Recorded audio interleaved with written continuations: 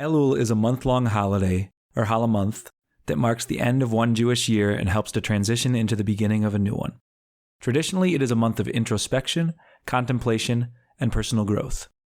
Untraditionally, or less traditionally, Elul Unbound is a digital initiative offering up a wide variety of avenues for experimenting over the course of this month. Sign up to join Elul Unbound's daily email list and learn more about all of Elul Unbound's offerings by heading to judaismunbound.com/ELUL.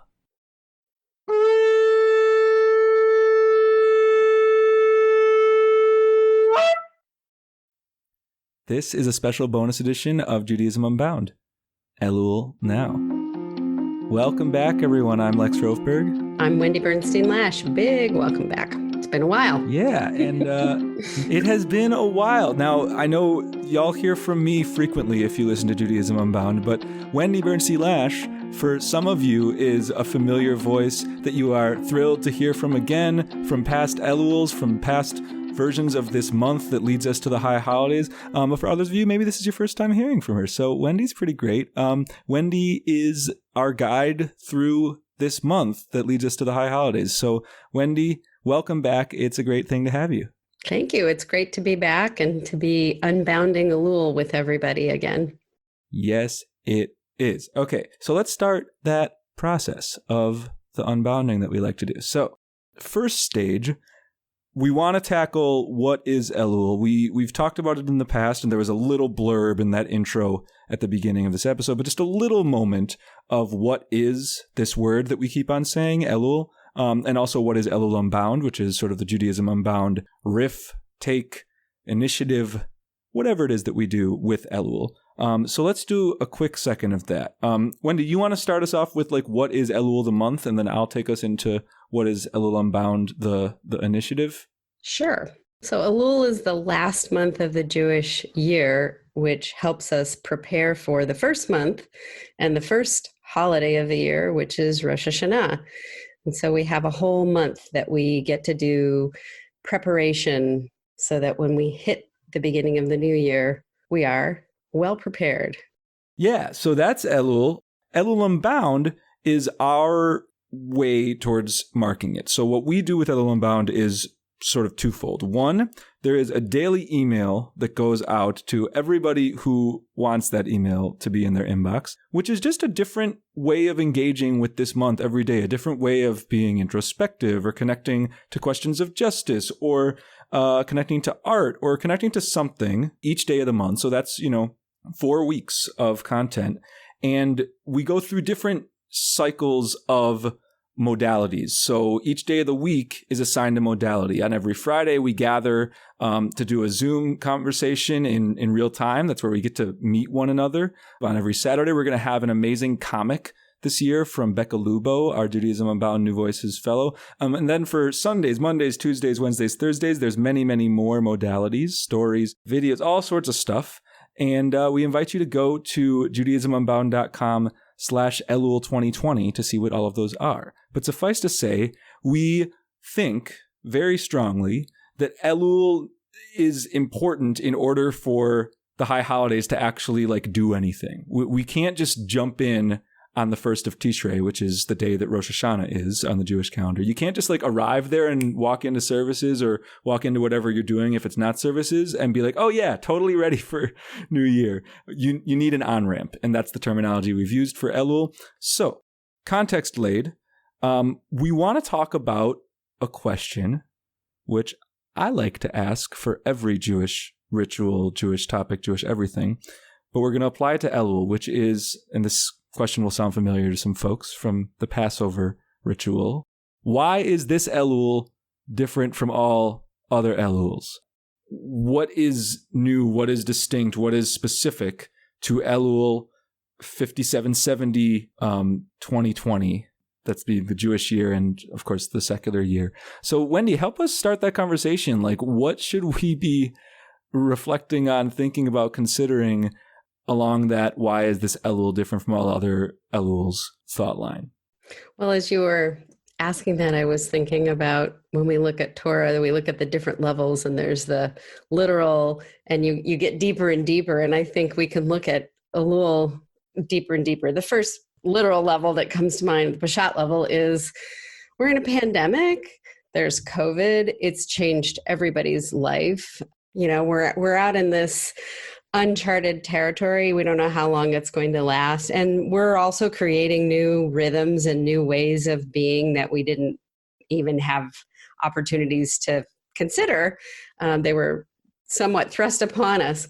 So we have that at the literal level, that it's just different. We're not out and about. We're not connecting in communities the way that we are. I would assume that almost every High Holy Days service in every congregation, at least in the United States, where we're still grappling with how to contain this, is going to be virtual. So how do you prepare when the communal way of being is so different, and Rosh Hashanah and Yom Kippur, that whole time is going to be different. So I think that's at that literal level.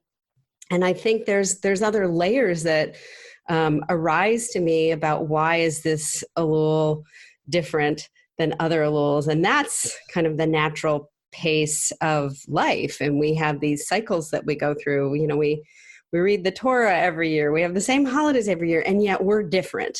So we're bringing both that newness that we have and being in the spiral of life, and the way newness of what is this that we're navigating here?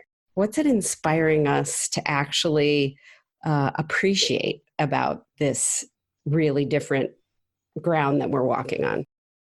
Yeah, I mean, I had a moment earlier today or maybe yesterday on the why is this Elul different front that felt notable, which was I was putting together some stuff for our Elul website. And there's a page where we talk about Zoom gatherings. I promise this isn't some nerdy like tech thing related to, but like there was a page about how to do these video chats that we've had in the past for Elul Unbound. And it was this fascinating moment for me because on this page we say we do our video gatherings using a thing called Zoom. Zoom is this video chat platform, and here's how you join it. And if you need to build in time to install it on your computer beforehand, make sure to do that. And here's the call. Like, we had all these details. And by the way, if anybody still doesn't have Zoom, like, no worries, we can still walk you through that. But like, I looked at that and I was like, we don't need that info in the same way this year. Like 1 year ago, the average person who engaged with Judaism Unbound, which is to say a digital Jewish project that is like, you know, in the grand scheme, we're not, you know, a brick and mortar institution. Like, I think the people who find us tend to already be heavy users of digital technologies. Like, we didn't assume at all that people had heard of Zoom. And now we live in a world where Zoom is like one of those trademark words like Band-Aid, where people say Band-Aid and they don't even know that it refers to a specific brand. Like, Zoom is just the word for connecting via video chat. And it's become such an integral part of our lives under COVID. And so I realized in that moment, like, wow, that's a micro example of just how everything about the rhythms of our lives has shifted.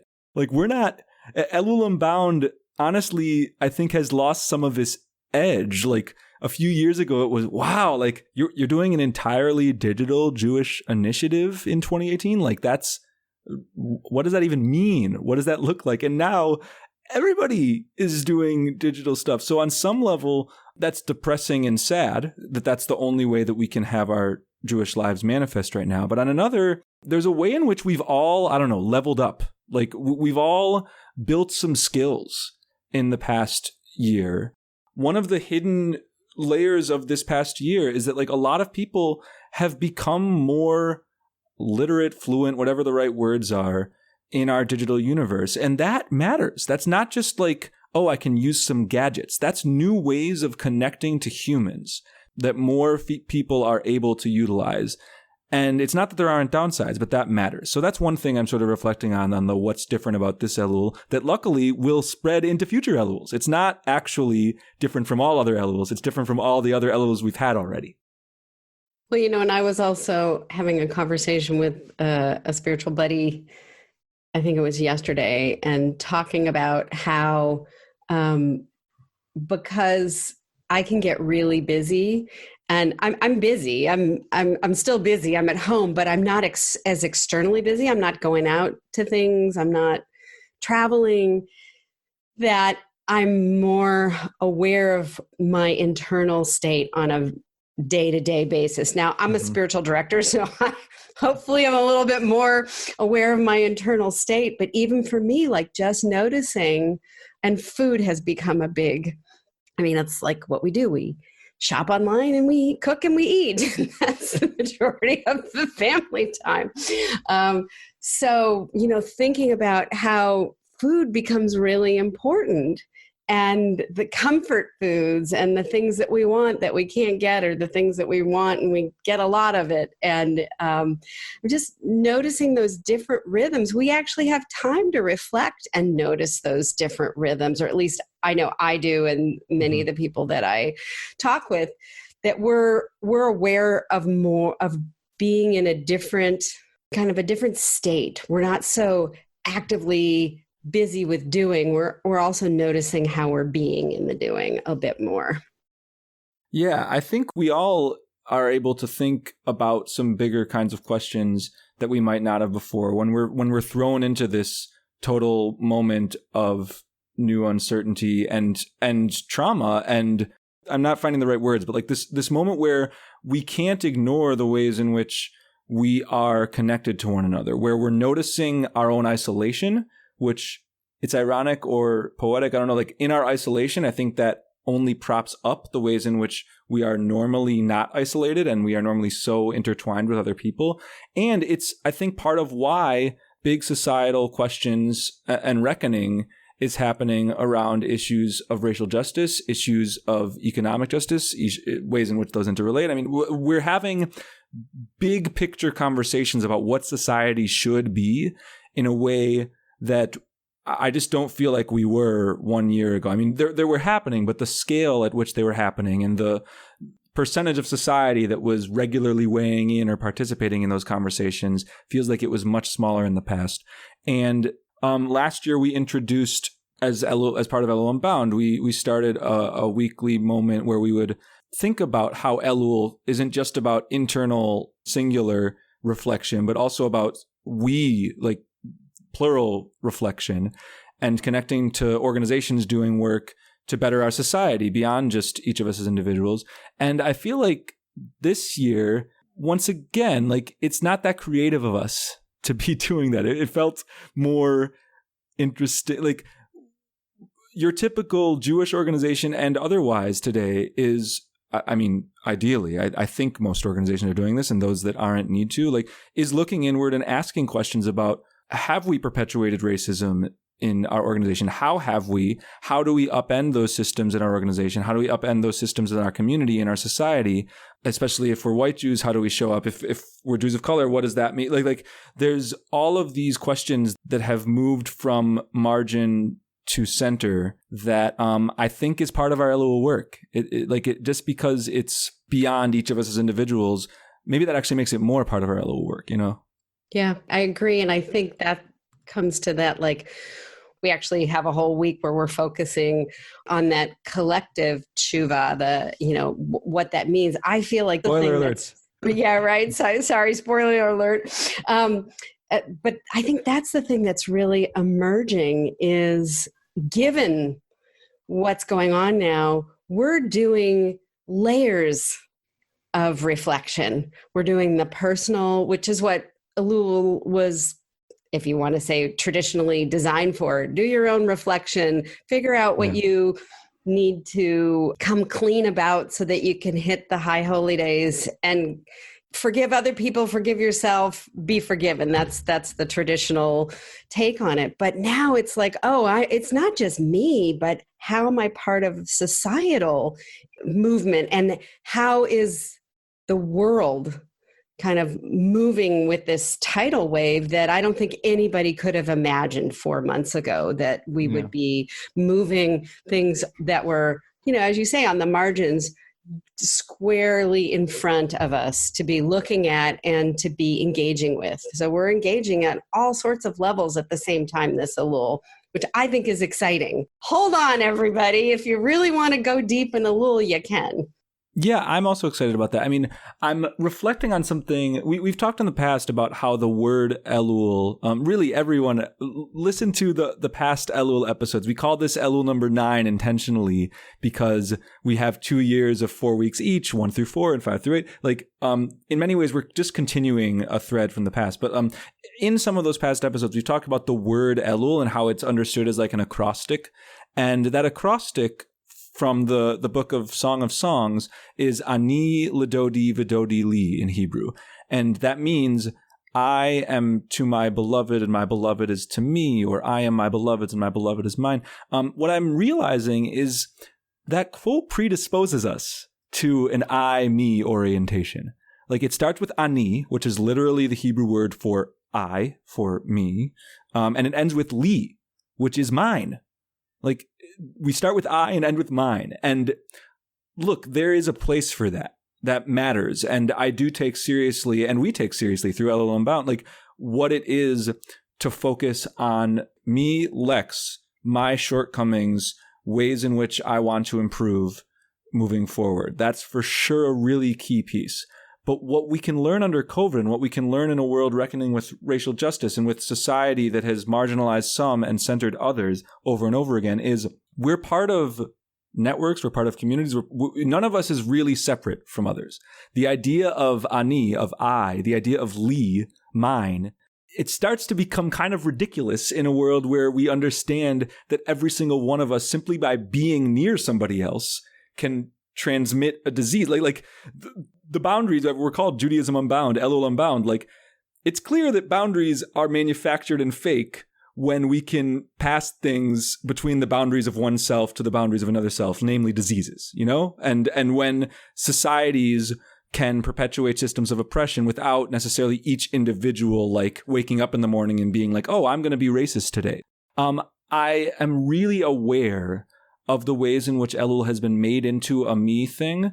And we already started doing this in past years, but I'm very excited to try and blend the me-I work that is so important with Rosh Hashanah and Yom Kippur, with the societal level work, with the global work that gets us to week 4. I'm not going to say exactly what that is yet, but all of the work that is important for each of us to do, but not because it's just ours, because we're part of something bigger. So I love being Havruta with you, Lex. If people don't know that word, it's, people who study together. Because as you were talking about this, I'm like, where we need to mine it from is the word beloved. There's I and my, which are very singular, but beloved encompasses what do we love? The beloved. Going back just for folks who might have forgotten the quote, I am my beloved's and my beloved is mine. So you're catching the two middle words that I didn't talk about yet. Yeah. And I'm saying that's where the communal collective is what's beloved to me? Our planet, all human beings, society, the structures of our democracy, racial equality, justice. Those are beloved to me. Then I am my beloved. I am those things. I have to work for those. I love that. I hope everybody really soaked in what you just said. Yeah, we need to ask, what do we love? Who do we love? And how can we love more than just those that are most apparent and present to us? How can we create a world where my beloved is not just the person in Song of Songs that I'm making out with in a field, but the person I've never met in my life, but I am going to care about because they're part of a shared society, because they're human. So we're going to close, but we hope that you'll weigh this question of why is this Elul different from all other Eluls in a deep way, because I think that there's a lot for us to learn, specifically in those moments that throw us, that are so new, that are so unexpected. We think that they're exceptions. And obviously in the future, God willing, we will have Eluls that are not social distanced in this way, that are back to being more present. But I actually think that this being an exception does not mean it's, less valuable. It means it's more valuable. So we're going to close. We really hope that you will sign up for this daily journey of Elul Unbound. And you can do that by heading to judaismunbound.com/Elul, where you can sign up for our daily emails. You can also head to judaismunbound.com/Elul2020 to check out all of the different little pieces of content that we're sending out as they come. You can catch up if you miss emails, all of that stuff. So we hope that you'll join us on that journey. We hope that you'll join us in our weekly gatherings on Zoom. Those have been such a blessing in past years and have forged a kind of community of themselves that is really special, and that I'm excited to continue. So, thanks so much for diving in with us. There's going to be 3 more of these conversations, and to be continued, because I feel like this conversation is only a starting point, but we're going to continue it. See you next time with that. This has been Judaism Unbound.